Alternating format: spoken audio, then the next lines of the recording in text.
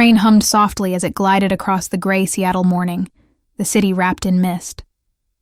Emma Collins sat near the window, her sketchbook open, pencil moving lightly as she tried to capture the blur of rain-streaked buildings. She was 28, an artist with a quiet soul, someone who found more comfort in silence than in crowded conversations. She loved watching people, how strangers moved, how their eyes told stories they'd never speak aloud. That morning was supposed to be ordinary. She was heading to Portland for an art workshop, her headphones tucked away, letting the rhythm of the train fill the silence instead. But the moment the man stepped into her carriage, the air seemed to shift slightly. He wasn't loud or flashy.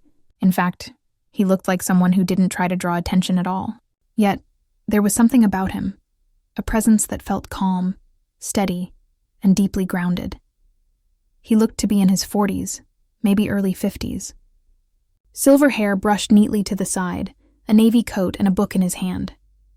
He took the seat across the aisle, quietly setting down his bag and opening his book. For a while, Emma didn't look up. She tried to focus on her drawing, but her eyes kept wandering back to him.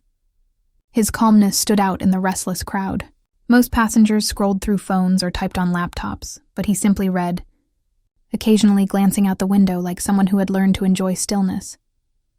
After an hour, the train stopped briefly at a small station. Some passengers got off, others came in, and the seat beside Emma was taken by a young man, cheerful, talkative, and completely opposite of the quiet stranger. He introduced himself as Jason, a travel photographer. Within minutes, he had struck up a friendly conversation with her, asking about her sketchbook, her destination, and her art. Emma smiled politely, replying, though her mind wasn't fully in the conversation. She found Jason kind, maybe even charming, but her gaze still drifted toward the man across the aisle. At one point, Jason laughed at something she said, and the man looked up from his book. Their eyes met for a second, just one, but it was enough to make Emma feel seen in a way she hadn't expected. He gave a soft, almost knowing smile before returning to his reading. There was no flirtation, no hidden message, just a quiet acknowledgement, two souls crossing paths in the stillness of travel. Hours passed, and rain began to hit harder against the glass. The light outside dimmed as gray clouds thickened. The young photographer fell asleep beside her, camera tucked under his jacket. Emma stared outside, lost in thought, when a gentle voice interrupted. "Do you mind if I sit here? It's getting crowded over there." It was the silver-haired man. She nodded quickly, trying not to look too surprised. "Of course." He settled beside her, his movements calm and careful. "Thank you. I hope I'm not disturbing your peace." "Not at all," she said softly, smiling. He noticed the open sketchbook on her lap. "You draw?" "Yes. Just quick sketches of moments that feel quiet." He tilted his head slightly, intrigued. "That's a beautiful way to put it." They talked for a while, not about big things, but small ones. About art, travel, coffee, and books. His name was David Hayes. He lived in Portland, worked as a writer, and loved train rides because they gave him time to think. Emma found his words simple but thoughtful, the kind that stayed with you after silence returned. As they talked, she realized something. He wasn't just older, he was grounded.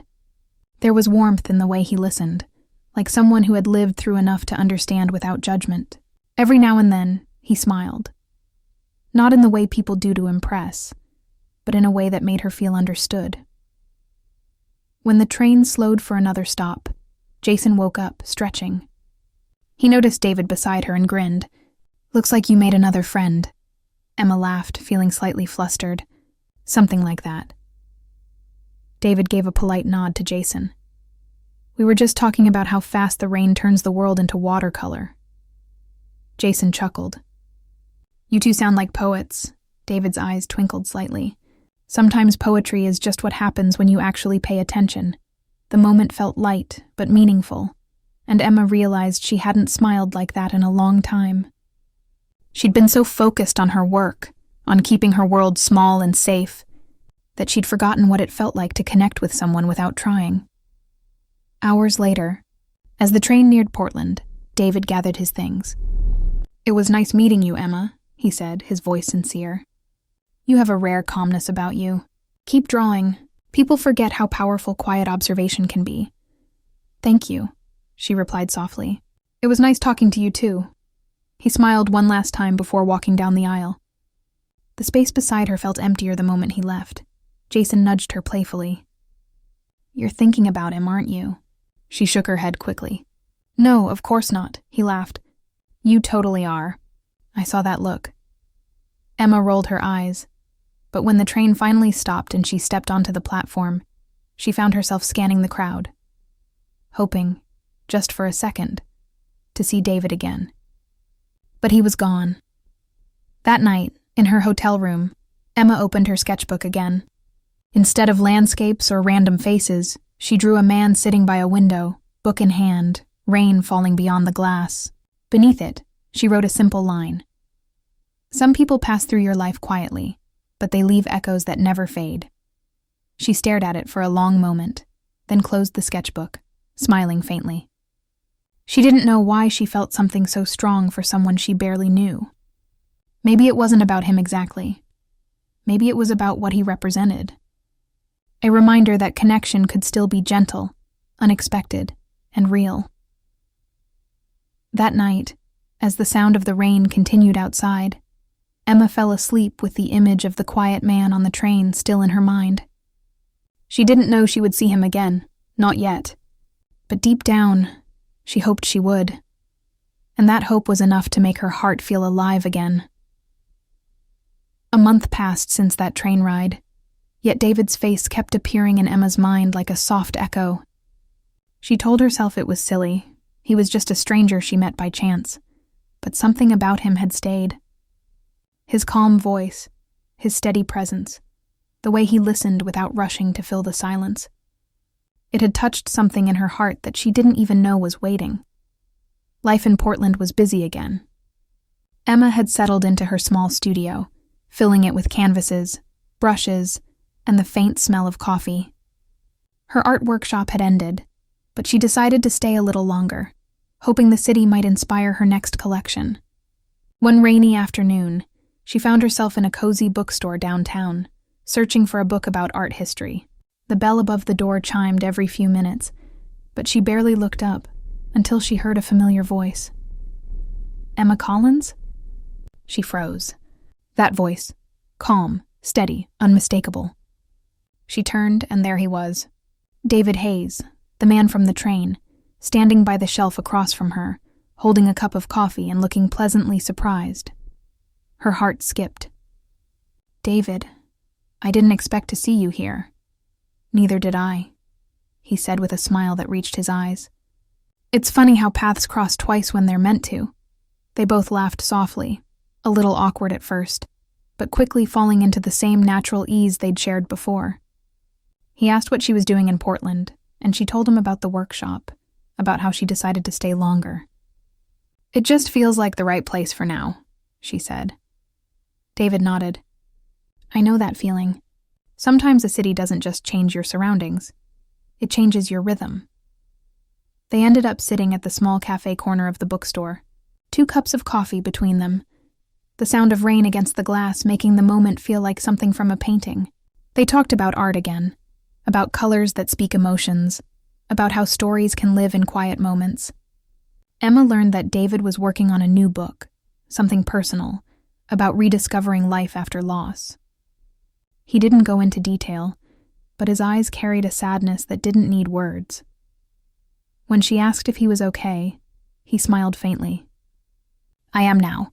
Writing helps, and sometimes meeting kind people helps more." His words felt genuine, and she didn't know how to respond except with a smile. For the first time in years, she felt seen not as an artist, not as a dreamer, but simply as herself. Hours passed before they realized how long they'd been sitting there. The world outside grew darker, the streetlights flickering on. "Let me walk you home," David offered gently. She hesitated for a second, but his tone was so respectful, so kind, that she found herself saying yes. They walked through quiet streets, the sound of their footsteps blending with the drizzle. Emma noticed how easily she could talk to him, about her fears, her doubts, her art. David didn't try to solve her problems. He just listened, and somehow that made everything feel lighter. At her doorstep, they paused. "Thank you for the walk," she said. "Thank you for the company," he replied. "You have a way of making ordinary moments feel meaningful."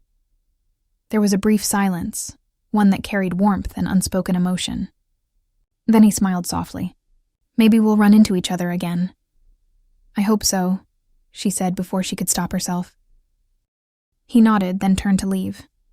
She watched him disappear into the misty night, his figure fading slowly, like a dream she wasn't ready to end. The following week, Emma found herself thinking about him often. She went back to the bookstore once, half hoping to see him again, but he wasn't there. Days passed, and life moved on, until one evening, she received an email from an unknown sender. The subject line read, "You left this behind." Curious, she opened it. It was from David. Attached was a photo of a small pencil sketch, the one she had accidentally left behind at the cafe. It was a drawing of a man reading on a train, rain on the window beside him. Her heart skipped as she read his short message. "I found this after you left. I couldn't bring myself to throw it away. It reminded me that beauty often hides in the simplest places. Maybe it was meant to find me again." David and Emma stared at the screen for a long moment, then smiled. She replied, thanking him and joking that he could keep the sketch as a souvenir. He wrote back almost immediately, "Only if you agree to coffee again." And that was how it began, their quiet friendship. They started meeting often, sometimes for coffee, sometimes just for walks through the art district. David introduced her to his favorite bookstore corners, and she showed him the small galleries that displayed her work. There was no rush, no pretense, just two souls finding comfort in each other's company. Emma soon learned more about him. David was divorced, had no children, and lived alone in a modest apartment filled with books and framed quotes. He spoke gently about his past, how he had once loved deeply, but lost his marriage to time and distance. There was no bitterness in his tone, just acceptance. "Sometimes love doesn't end," he said once. "It just changes its shape." His words stayed with her. She found herself drawn to him not just for who he was, but for how he saw the world. With patience, compassion, and honesty, one afternoon, as they sat by the riverfront, watching the sun dip low, David turned to her and said, "You remind me of something I forgot existed, quiet happiness." She didn't know how to reply. Her throat tightened slightly, her heart full. "You make things feel peaceful," she finally said. They didn't need to say more. The moment spoke for itself. That night, back in her apartment, Emma stood by the window, watching the city lights flicker across the wet streets. She realized she hadn't felt this kind of connection in years. Gentle, unforced, real. David wasn't just someone she admired. He had become a part of her days, of her thoughts, of the stillness she used to avoid. She didn't know what it meant yet. All she knew was that it mattered, and that scared her in a way that felt beautifully alive. But what she didn't know was that David had plans of his own, something that would soon test the fragile, quiet bond they had built. The next chapter of their story was about to begin, one that neither of them saw coming. Weeks passed, and the bond between Emma and David grew in quiet, natural ways. They met often, sometimes at the Riverside Cafe, sometimes at the art gallery, sometimes just for evening walks through Portland's old streets. What started as friendly comfort was turning into something neither could easily name. There were moments when their eyes met and lingered a second too long, moments when silence said more than words ever could. Emma felt it, the growing warmth she carried after every meeting. David, with his calm nature and gentle humor, made her feel safe, yet somehow alive. He didn't flatter her or chase her. He simply saw her, listened to her, and that made all the difference. She hadn't realized how much she had missed being understood. One Saturday morning, David invited her to an art exhibit at the local museum. It was about time and human connection, two things that described their story perfectly. They walked through the halls quietly, admiring the paintings, their shoulders sometimes brushing. The energy between them was soft but undeniable. At one point, they stopped before a painting of an older man and a young woman sitting apart, both looking in opposite directions but connected by a thread of gold painted between them. David looked at it for a long moment, then said quietly, "Sometimes age is just a measure of time, not distance." Emma turned to him, her heart racing. "Do you believe that?" "I do now," he said simply. The air felt charged, but before anything more could be said, a couple passed by, and the moment dissolved. Yet something had shifted. The rest of the day they walked closer, talked deeper, and when David dropped her home, there was a hesitation in his goodbye, a softness that lingered long after he left. That night, Emma sat awake thinking about everything. She knew there was a difference between them, not just in age, but in where they were in life. Yet what they shared didn't feel wrong. It felt genuine, like two people meeting at the right emotional moment, no matter how unexpected. A few days later, Emma invited David to her small art showcase, her first solo event since moving to Portland. When he arrived, dressed neatly in a dark coat, she felt a rush of warmth she hadn't felt in years. He moved through her paintings slowly, admiring each one with quiet respect. When he stopped in front of a canvas showing a woman standing in the rain, strong but uncertain, he smiled softly. "She looks like someone who's learning to believe again," he said. "She is," Emma replied, her voice barely above a whisper. It's me." He turned to her then, eyes warm and proud. "Then you've painted something truly honest." The evening went beautifully, but what touched Emma most wasn't the applause or compliments. It was David's presence, the way he stayed until the end, helping her pack up, making sure she got home safely. When they reached her apartment door, he handed her a small notebook. "For your next ideas," he said. Inside, she found the first page already filled with his handwriting. "Sometimes the most beautiful art isn't what we create, but who we become while creating it." Her throat tightened. "You always know what to say," she whispered. He smiled gently. "Only because you remind me that words can still matter." That night, she couldn't stop smiling. But along with that warmth came fear. Fear of how deeply she was beginning to care. Days turned into weeks, and their friendship kept deepening. Yet something unspoken hovered between them. Emma noticed David sometimes grew quiet when their laughter faded. He would look at her as if trying to memorize her face, then quickly look away. One evening, when they were sitting by the river again, she asked softly, "What are you thinking?" He hesitated, then said, "That this, whatever it is, feels too good to last." "Why?" she asked, surprised. "Because life rarely gives you something this right without a reason." Emma didn't understand, but before she could ask, his phone rang. He looked at it, his expression shifting slightly. "I need to take this," he said, walking a few steps away. His voice was low, serious. When he came back, his tone had changed. "I have to go out of town for a few days," he said. "Is everything okay?" He forced a small smile. "Just something personal. I'll tell you when I can." And then, he was gone. The next few days felt longer than they should have. Emma tried to focus on her art, but everything reminded her of him. The coffee shop, the park bench, even the sound of rain. She didn't realize how much space he had taken in her heart until it felt empty. Then, one morning, she received a letter.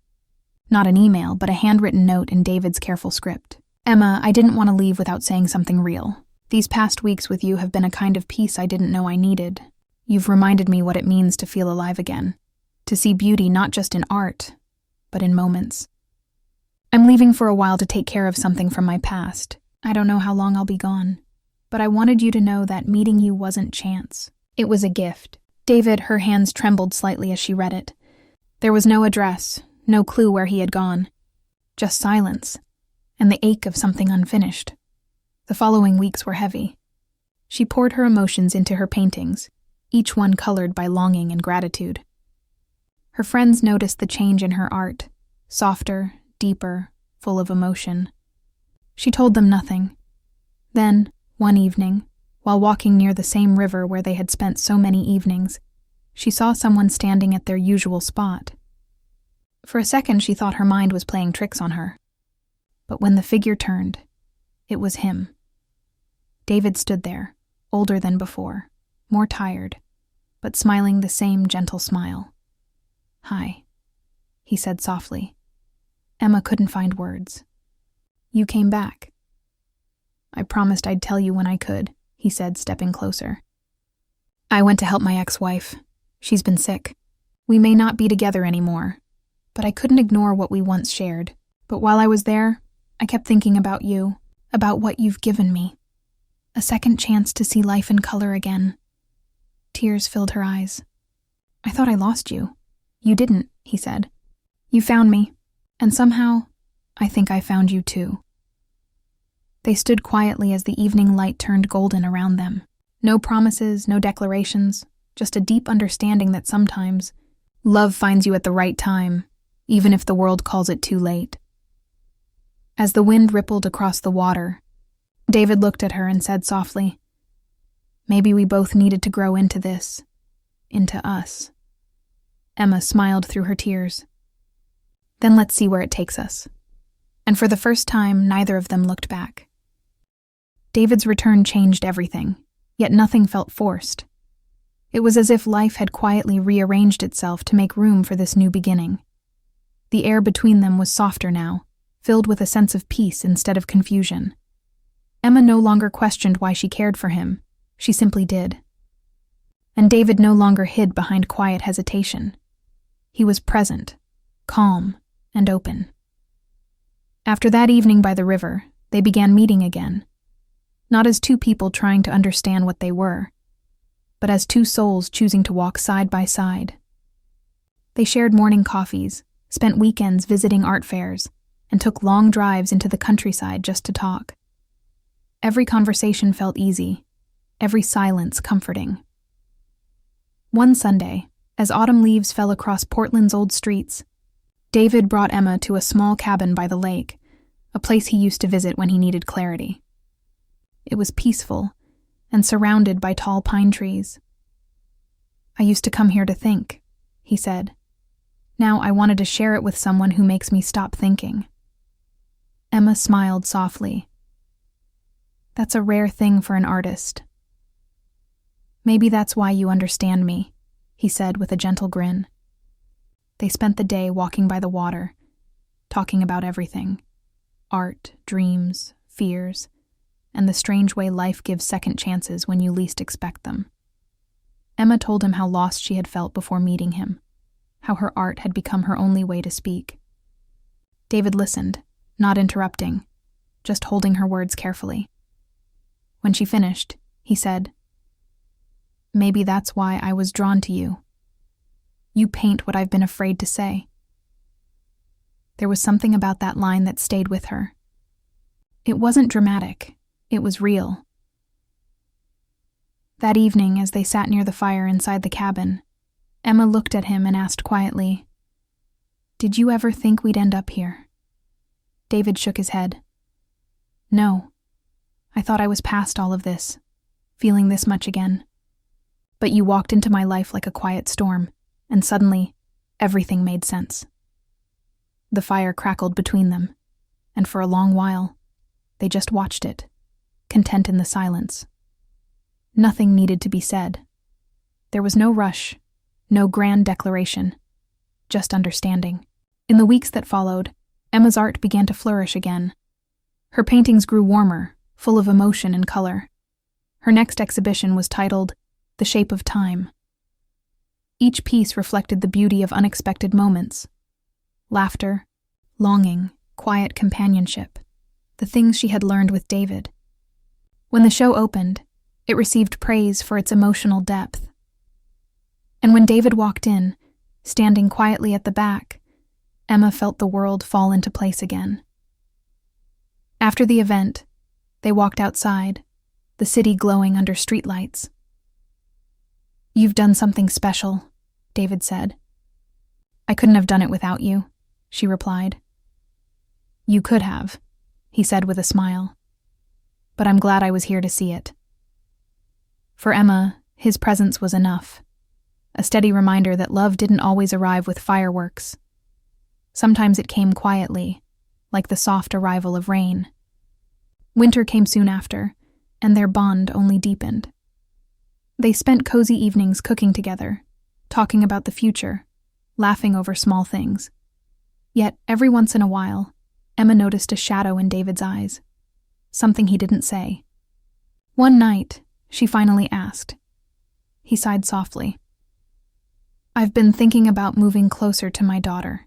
She lives in Seattle. She's been asking me to come for a while. Emma felt her chest tighten. And you're going? He looked at her, his expression tender. I don't know. I want to be there for her. But I don't want to lose what we have. She nodded slowly, holding back the ache in her heart. Maybe you don't have to choose, she said gently. Maybe love doesn't mean staying in one place. He smiled at her words, proud, but sad. You always find the right way to make things make sense. They didn't talk about it again that night, but both knew a change was coming. Weeks later, David made his decision. He would move to Seattle, at least for a while. Emma helped him pack, quietly folding pieces of his life into boxes. When the day came, he stood at her door, suitcase in hand. This isn't goodbye, he said softly. I know, she whispered, but it still feels like it. He took her hand gently. What we have, it's not bound by distance. You've taught me that love can exist between moments, between breaths. I'll come back, Emma. Maybe not soon, but I will. And then he was gone. The days that followed were quiet. Emma threw herself into her art again, channeling every emotion into her work. She missed him deeply, but she also felt something she hadn't before: strength. David had left her with a kind of peace she didn't know she was missing. Months passed. Her work gained recognition, and she began traveling for exhibitions. Yet no matter where she went, every sunset reminded her of him. The way he looked at the world, the way he taught her to find beauty in stillness. Then, one evening almost a year later, she received a message. Back in Portland for a few days. Can we meet by the river? Her heart skipped. She didn't even reply. She just went. When she reached their old spot, David was already there, standing under the same fading light where they'd first found each other again. His hair was grayer, his face a little more tired, but his eyes, they were the same. You came back, she said softly. I told you I would, he replied. Seattle was good. My daughter's doing well. But I realized something while I was there. I kept painting with words in my mind, and every one of them led back to you. Emma's eyes filled with tears. I waited, she whispered. Not because I had to, but because I wanted to. David stepped closer, his voice steady but emotional. You once said love doesn't mean staying in one place. You were right. But I think sometimes love means coming back to the one place that feels like home. She smiled through her tears. Then welcome home, David. They stood there, surrounded by the sound of the river, the same current that had witnessed every turn of their story. There were no promises, no dramatic confessions, just two people who had found their way through time, distance, and silence, only to end up exactly where they were meant to be. That night, they walked together through the quiet city streets, hand in hand as snow began to fall, slow, gentle, and certain. And though neither of them said the words aloud, they both knew this love, quiet, mature, and real, was the kind that lasts.